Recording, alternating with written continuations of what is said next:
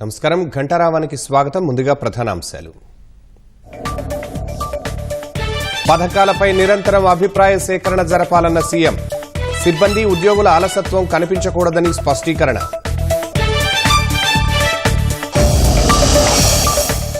మా వెనుక మంత్రి ఉన్నారు, బదిలీ చేయించేస్తాం. మానేపల్లి లంకలో అధికారులకు ఇసుక అక్రమార్కుల బెదిరింపులు.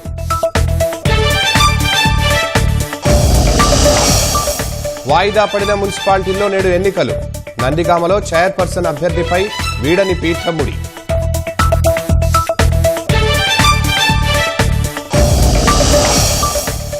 ఈ నెల 12న ప్రధాని మోదీ అమెరికా పర్యటన. ట్రంప్తో పలు అంశాలపై చర్చలు జరిపే అవకాశం.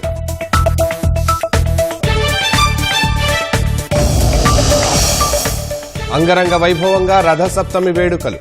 తిరుమలలో సూర్యప్రభ వాహనంపై తిరుమలేశుడి దర్శనం.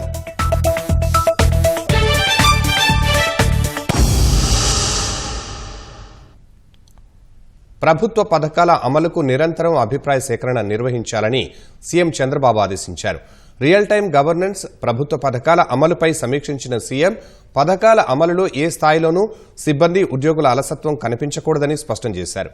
పింఛన్ పంపిణీని ఉదయం 5 గంటలకే మొదలు పెట్టాల్సిన అవసరం లేదన్నారు. పథకాల అమల్లో అలసత్వం, అవినీతి, నిర్లక్ష్యం కనిపించకూడదని అధికారులకు ముఖ్యమంత్రి స్పష్టం చేశారు. అంతా సక్రమంగా జరగాలని, ప్రజల ఫీడ్బ్యాక్ ఆధారంగా మార్పులు చేసుకుని పనిచేయాలని సూచించారు. ప్రభుత్వ పథకాలు, కార్యక్రమాల నిర్వహణపై వివిధ రూపాల్లో సేకరించిన సమాచారంపై సీఎం సమీక్షించారు. ప్రజల నుంచి ఐవీఆర్ఎస్, క్యూఆర్ కోడ్ స్కానింగ్ తో పాటు వివిధ అంశాల్లో నిర్వహించిన సర్వే నివేదికలపై సమీక్ష జరిపారు. కొన్ని పథకాల విషయంలో వచ్చిన ఫిర్యాదులు, ఫీడ్బ్యాక్ పై సమగ్రంగా విచారించి పనితీరు మెరుగుపర్చుకోవాలని సూచించారు. పింఛను ఇంటి వద్ద అందడం లేదని ఫిర్యాదు చేసినా, గ్యాస్ సిలిండర్ డెలివరీలో సమస్యలొచ్చినా, అవినీతి ఉన్నా, ఆసుపత్రిలో సేవలపై అసంతృప్తి వ్యక్తం చేసినా వాటిపై చర్చించి చర్యలు తీసుకోవాలన్నారు. అసంతృప్తి తెలిపిన లబ్దిదారుల వద్దకు వెళ్లి కారణాలు విశ్లేషించాలని సూచించారు. వ్యక్తులు, వ్యవస్థలో లోపాల కారణంగా సమస్య ఉన్నట్లు తేలితే ప్రతి కాల్పై విశ్లేషించి చర్యలు తీసుకోవాలని సూచించారు. పొరపాట్లు జరిగితే సరిదిద్దాలని, ఉద్యోగుల నిర్లక్ష్యం, అవినీతి ఉంటే మాత్రం సహించొద్దని స్పష్టం చేశారు. గ్యాస్ పంపిణీ విషయంలో ఎక్కడైనా అవినీతి జరిగితే ఏజెన్సీ బాధ్యుల్ని చేయాలని సీఎం సూచించారు. ఎరువుల సరఫరాపై సమీక్ష చేసిన సీఎం రసాయన ఎరువులు, పురుగుమందుల వాడకంపై అధికారులతో చర్చించారు. రైతుల్ని కొత్త సాగు పద్ధతుల వైపు తీసుకెళ్లారని, టెక్నాలజీ ఉపయోగాలు వివరించి ప్రోత్సహించారన్నారు. మితిమీరిన స్థాయిలో రసాయన ఎరువులు, పురుగుమందులు వాడకం వల్ల కలిగే నష్టాల్ని వివరించారన్నారు. పంజాబ్ వంటి రాష్ట్రాల్లో విపరీతంగా పురుగుమందుల వాడకంతో క్యాన్సర్ రోగుల సంఖ్య పెరిగిందని, ఈ పరిస్థితి ప్రమాదకరమన్నారు. పురుగుమందులతో పాటు డ్రోన్ల ద్వారా ద్రవ రూపంలో ఎరువుల్ని పిచికారీ చేసే విధానాల్ని అమలు చేయాలన్నారు. రాష్ట్రంలో సామాజిక పింఛన్ల పంపిణీ ఉదయం 5 గంటలకు, 6 గంటలకు మొదలు పెట్టాల్సిన అవసరం లేదన్న చంద్రబాబు 7 గంటలకు పింఛన్ల పంపిణీ మొదలుపెట్టి సాయంత్రం 6లోగా పూర్తి చేయాలని సూచించారు. పింఛను పంపిణీ సక్రమంగా జరగాలన్నదే తన ఆలోచన అని, ఆ పేరుతో అనవసర నిబంధనలతో ఉద్యోగుల్ని ఇబ్బంది పెట్టాల్సిన అవసరం లేదన్నారు. అదే సమయంలో ఇంటి వద్దనే పింఛను అనే విధానం పక్కాగా అమలు కావాలని సీఎం సూచించారు. ఇంటి వద్ద కాకుండా వేరే ప్రదేశాల్లో పంపిణీ చేసినట్లు తేలితే కారణాల్ని విశ్లేషించాలన్నారు. ఉద్యోగులు, లబ్దిదారులతో గౌరవంగా వ్యవహరించాలని సీఎం సూచించారు. అంబేద్కర్ కోనసీమ జిల్లాలో ఇసుకాసురులు రెచ్చిపోయారు. ఇసుక దందాను అడ్డుకున్న అధికారులపై బెదిరింపులకు దిగారు. పి గన్నవరం మండలం మానేపల్లి లంక భూముల నుంచి అక్రమంగా ఇసుక, మట్టిని తరలించేందుకు కొంతమంది వ్యక్తులు ఓ కంపెనీ పేరు చెప్పి జేసీబీ తీసుకువెళ్లారు. ఈ విషయం తెలుసుకున్న అధికారులు అక్కడకు వెళ్లాలని రెవెన్యూ సిబ్బందికి సూచించారు. అక్కడకు చేరుకున్న రెవెన్యూ సిబ్బంది జేసీబీని అడ్డుకుని బయటకు తీసుకొచ్చారు. దీంతో అక్రమార్కులు రెచ్చిపోయారు. మా వాహనాలనే అడ్డుకుంటారా? మీకెంత ధైర్యం? ఇక్కడి నుంచి వెళ్లకుంటే ఇక్కడ పని చేయలేరు. మా వెనుక మంత్రి ఉన్నారు, ఉన్నతాధికారులు తెలుసు అంటూ హడావిడి చేశారు. 10 నిమిషాల్లో ఇక్కడి నుంచి వెళ్లకుంటే అంతే ఎంఆర్ఓను బెదిరించారు. జేసీబీ తాళాలు లాక్కుని వెళ్లిపోయారు. ఇక్కడ మట్టి తవ్వకాలకు అనుమతులు లేవని అధికారులు చెబుతున్నప్పటికీ కొందరు కూటమి నాయకులు అక్రమార్కులకు అండగా నిలుస్తూ అక్రమ వ్యవహారాన్ని నడిపిస్తున్నారని సర్వత్రా విమర్శలు వస్తున్నాయి. తిప్పలో పెట్టారండి. ఆర్ఐ గారు, ఎస్ఐ గారు, కానిస్టేబుల్ అందరూ కలిసి వచ్చి జేసీబీని పైకి తీసుకొచ్చి పెట్టాను, సీజ్ చేయమని. అక్కడ దాకా పోలీస్ స్టేషన్ తీసుకురామన్నారా? పోలీస్ స్టేషన్ తీసుకొచ్చి సీజ్ చేయమని. మరి ఏం చేశారు? మరి అక్కడ పెట్టేశారు. దాకా వచ్చేటప్పుడు కాళ్ళు అడ్డం వేసి ఎవరు వచ్చారు? Company Sudharma company. అక్కడ అడ్డు వేసి వాళ్ళు తాళాలు పెట్టుకుని వెళ్ళిపోయారు. 10 నిమిషాలు అన్నారండి. అదే 10 నిమిషాల్లో ఆర్ఐ గారిని ఎంఆర్ఓ గారిని ఈఆర్ గారు పని చెప్తాం అన్నయ్య కలెక్టర్ కదా ఫోన్ వస్తుందండి అని చెప్పేసి అంటే తర్వాత అసలు వచ్చి ఆర్ఐకి ఇచ్చామండి. ఈయనకి ఇచ్చాము, ఈయనటికి ఆర్ఐకి ఇచ్చారు. చూసుకుని మరి ఏం మాట్లాడో తెలియదు. మరి ఆ విషయం ఎంఆర్ఓతో మాట్లాడదాం. రాష్ట్రంలోని 5 పట్టణ ప్రాంత స్థానిక సంస్థల్లో deputy mayor, chairperson, vice chairman ఎన్నిక వాయిదా పడగా మరో 5 చోట్ల ఎన్నిక పూర్తయినట్లు రాష్ట్ర ఎన్నికల కమిషనర్ నీలం సాహ్ని తెలిపారు. ఎన్నిక పూర్తి కాని తిరుపతి మున్సిపల్ కార్పొరేషన్, నందిగామ, తుని, పిడుగురాళ్ల, పాలకొండల్లో ఇవాళ ఉదయం 11 గంటలకు ఎన్నిక నిర్వహించనున్నట్లు చెప్పారు.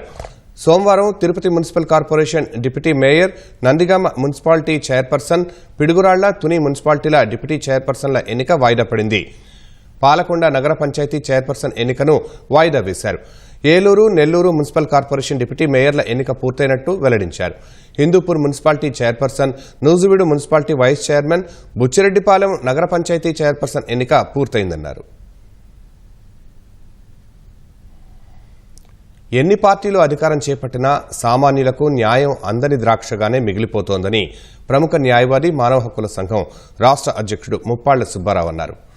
న్యాయ వ్యవస్థలో రాజకీయ నాయకుల జోక్యం కారణంగా న్యాయం అందక పేద, మధ్యతరగతి ప్రజలు జైల్లో మగ్గుతున్నారని ఆరోపించారు. కాకినాడలో నిర్వహించిన రిపబ్లికన్ పార్టీ ఆఫ్ ఇండియా రాష్ట్ర కార్యవర్గ సమావేశంలో ముప్పాళ్ల సుబ్బారావు ముఖ్య అతిథిగా పాల్గొన్నారు. దళిత యువకుడిని చంపి డోర్ డెలివరీ చేసిన కేసు, కోడికత్తి కేసుల్లో దళిత యువకుడిని జైల్లో పెట్టడం వంటి కేసుల్లో వివక్ష స్పష్టంగా కనిపిస్తోందని అన్నారు.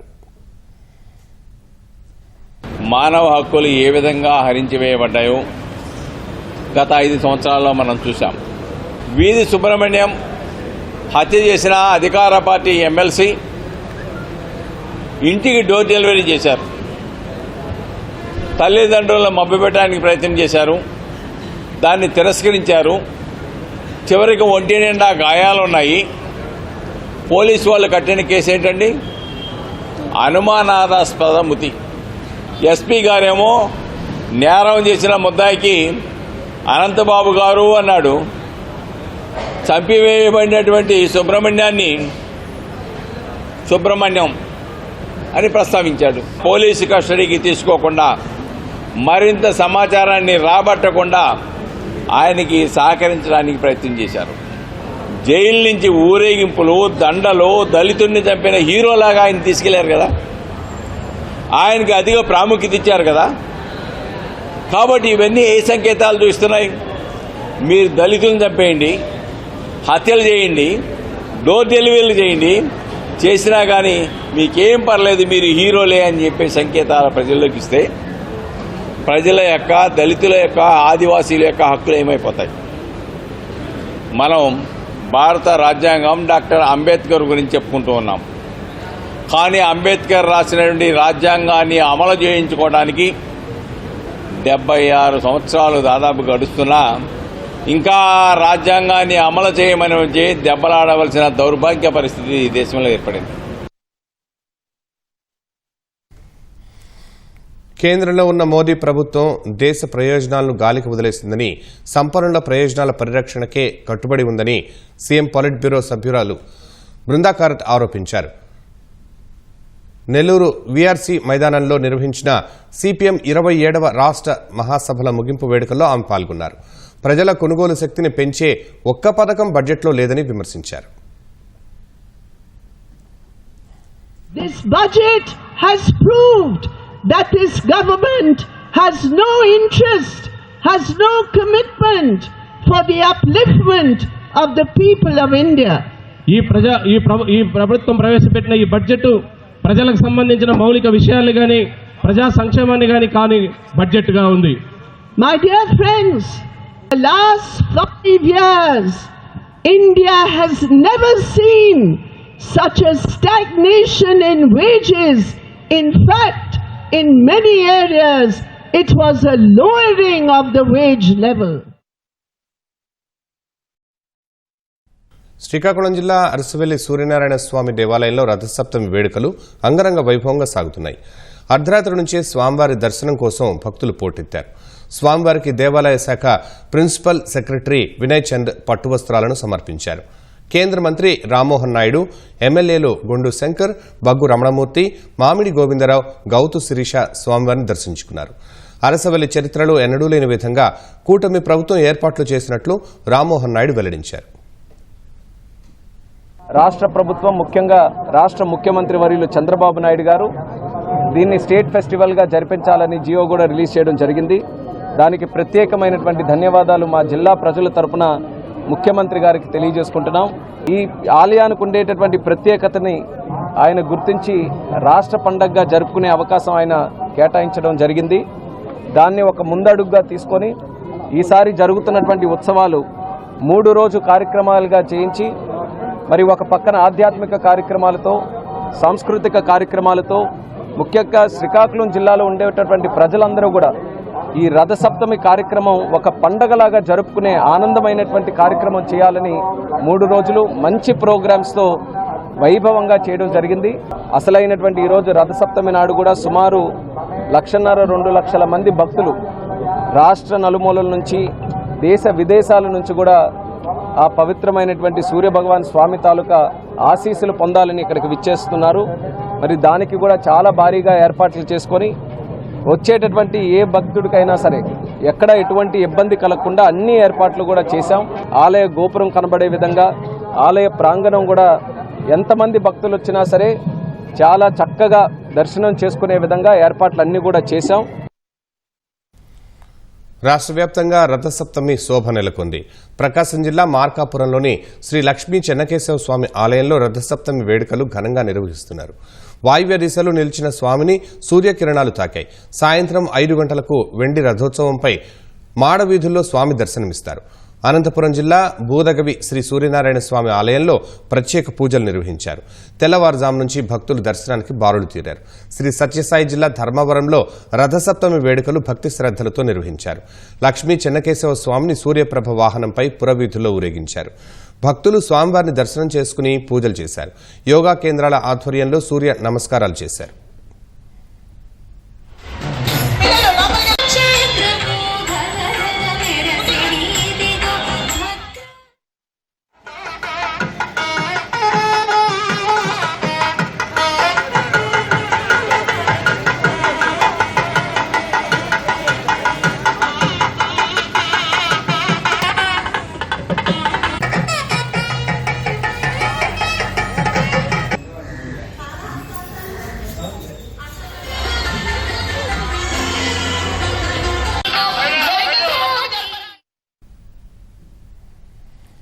తిరుమలలో రథసప్తమి వేడుకలు కనుల పండుగగా సాగుతున్నాయి.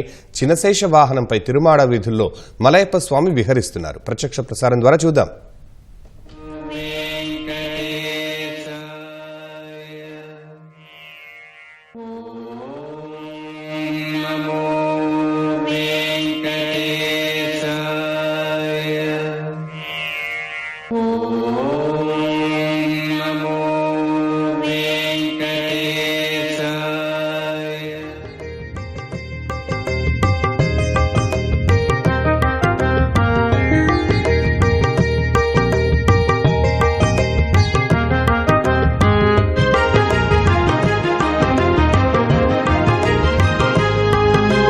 అదివో అల్లదివో శ్రీహరివాసము, అదివో అల్లదివో శ్రీహరివాసము. 10,000 శేషుల పడగలమయము, అదివో అల్లదివో శ్రీహరివాసము.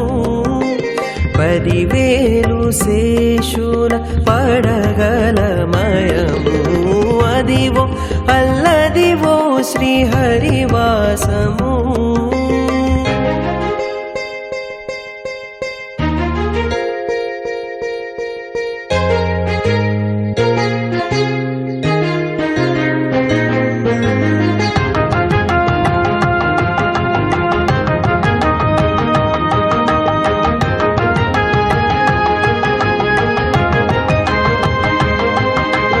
అదే వెంకటాచలమఖిల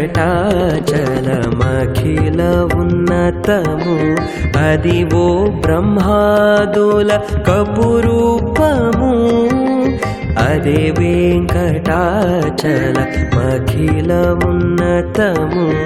అదివో బ్రహ్మాదుల కపురూపము అదివో నిత్య నివాసమఖిలమునులకు అదివో నిత్య నివాసమఖిలమునులకు అదే చూడుడదే మృక్కుడానందమయము అదివో అల్లదివో శ్రీహరివాసము 10,000 శేషుల పడగలమయము అదివో అల్లదివో శ్రీహరివాసము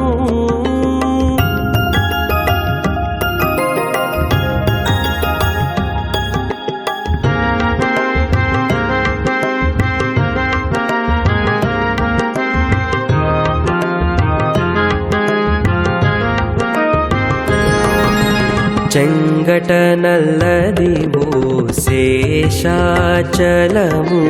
నింగినున్న దేవతల నిజవాసము చెంగట నల్లదివో శేషాచలము నింగినున్న దేవతల నిజవాసము ముంగిట నల్లదివో మూలనున్న ధనము ముంగిట నల్లదివో మూలనున్న ధనము బంగారు శిఖరాల బహు బ్రహ్మమయము అదివో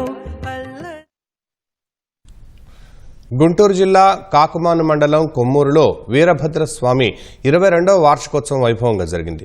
స్వామికి రుద్రాభిషేకాలు నిర్వహించారు. అనంతరం వీరభద్రస్వామి కళ్యాణ మహోత్సవం కన్నుల పండుగగా జరిగింది.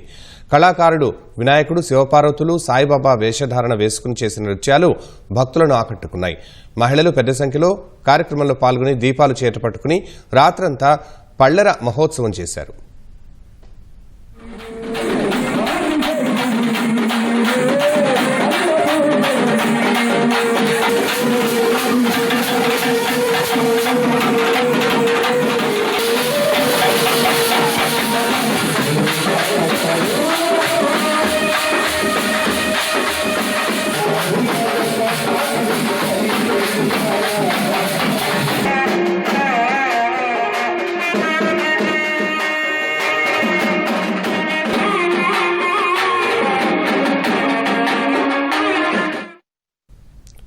ఇప్పుడు మరిన్ని రాష్ట్ర వ్యాప్త వార్తలు సంక్షిప్తంగా వేగంగా. పేద మధ్యతరగతి ప్రజల ఆకాంక్షలకు అనుగుణంగా ఉన్న కేంద్ర బడ్జెట్పై కాంగ్రెస్, వైసీపీ నేతలు విమర్శలు చేయడం తగదని బీజేపీ అధికార ప్రతినిధి సాధినేని యామినీ శర్మ మండిపడ్డారు. వైసీపీ రాష్ట్రాన్ని నాశనం చేసిందని, అందుకే ప్రజలు 11 సీట్లకే పరిమితం చేశారన్నారు. గత ప్రభుత్వ పాలనలో ఆడుదాం ఆంధ్ర పేరుతో నాణ్యత లేని క్రీడా సామాగ్రి కోసం 119 కోట్ల రూపాయలు ఖర్చు చేశారని శాప్ చైర్మన్ రవినాయుడు మండిపడ్డారు. ఈ వ్యవహారంపై నిగ్గు తేల్చుతామన్నారు. అనంతపురం ఇండోర్ స్టేడియంలో సౌకర్యాలను ఆయన పరిశీలించారు. అనంతపురంలో తొలిసారిగా ఈ నెల 5న ఉద్యాన పంటల జాతీయ సదస్సు నిర్వహిస్తున్నట్లు జిల్లా కలెక్టర్ వినోద్ కుమార్ చెప్పారు. అనంతపురం కలెక్టరేట్లో హార్టికల్చర్ కన్క్లేవ్ పోస్టర్ను ఆయన విడుదల చేశారు. ఏలూరు జిల్లా జంగారెడ్డిగూడెంలో 2 చిన్నారులపై విచక్షణరహితంగా దాడి చేసిన పవన్ అనే వ్యక్తిని పోలీసులు అదుపులోకి తీసుకున్నారు. అతనిపై హత్యాయత్నం కేసు నమోదు చేశారు. శ్రీకాకుళం జిల్లా ఇచ్చాపురం రైల్వే స్టేషన్లో east coast railway Khurda division DRM H S Bajwa పర్యటించారు. అదనపు షెడ్లో నూతనంగా నిర్మిస్తున్న ప్రవేశ ద్వారం పనులను పరిశీలించి అధికారులకు పలు సూచనలు చేశారు. శ్రీ సత్యసాయి జిల్లా ఓబులదేవర చెరువు మండలం గవనిపల్లిలో ఓ ఇంట్లో పట్టపగలే చోరీ జరిగింది. సోమశేఖర్ రెడ్డి కుటుంబం ఎర్రదొడ్డి గంగమ్మ ఆలయానికి వెళ్లారు. ఇదే అదునుగా దుండగులు తాళాలు పగలగొట్టి 2,50,000 రూపాయల నగదు ఎత్తుకెళ్లారు. కర్నూలు జిల్లా ఆదోనిలో బొలెరో వాహనంలో అక్రమంగా తరలిస్తున్న 50 బాక్సుల కర్ణాటక మద్యాన్ని ఎక్సైజ్ అధికారులు స్వాధీనం చేసుకున్నారు. కైరుప్పల గ్రామానికి చెందిన మహీంద్ర, సుధీర్ కుమార్లను అరెస్టు చేశారు. వాహనాన్ని సీజ్ చేశారు. క్యాన్సర్ వ్యాధిపై అవగాహన కల్పించేందుకు హైదరాబాద్ కామినేని హాస్పిటల్స్ నిర్వహించిన డ్రోన్ షో ఆకట్టుకుంది. ప్రపంచ క్యాన్సర్ డే నేపథ్యంలో ఎల్బీనగర్లో 200 డ్రోన్లతో భారీ డ్రోన్ షో నిర్వహించారు.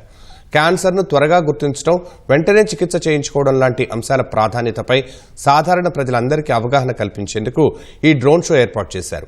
ఎల్బీ నగర్, నాగోల్, చైతన్యపురి తదితర ప్రాంతాలకు చెందిన పాఠశాల విద్యార్థులు, ప్రజలు డ్రోన్ షోను వీక్షించారు.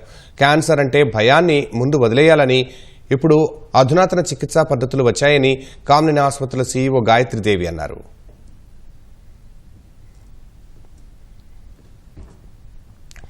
ప్రధాని నరేంద్ర మోదీ ఈ నెల 12న అమెరికా వెళ్లనున్నట్టు తెలుస్తోంది. 2 రోజుల పర్యటనలో అమెరికా అధ్యక్షుడు డొనాల్డ్ ట్రంప్తో మోదీ పలు అంశాలపై చర్చలు జరిపే అవకాశం ఉంది. ప్యారిస్ పర్యటన తర్వాత అటు నుంచి అటే అమెరికా వెళతారని విశ్వసనీయ వర్గాలు తెలిపాయి. ఈ నెల 12న వాషింగ్టన్ డీసీ చేరుకోనున్న మోదీ 13వ తేదీన ట్రంప్తో భేటీ అవుతారని సమాచారం. అయితే మోదీ పర్యటనపై అధికారికంగా సమాచారం లేదు. ప్యారిస్లో జరిగే కృత్రిమ మేధ సదస్సులో పాల్గొనేందుకు ఈ నెల 10వ తేదీన మోదీ వెళ్లనున్నారు. 11వ తేదీ వరకు అక్కడే ఉంటారు. పలు దేశాలపై ట్రంప్ టారిఫ్లు విధిస్తున్న నేపథ్యంలో మోదీ పర్యటన ప్రాధాన్యం సంతరించుకుంది. ట్రంప్ అధ్యక్షుడయ్యాక అమెరికాను సందర్శిస్తున్న అతి కొద్ది మంది ముఖ్య నేతల్లో మోదీ ఉన్నారు.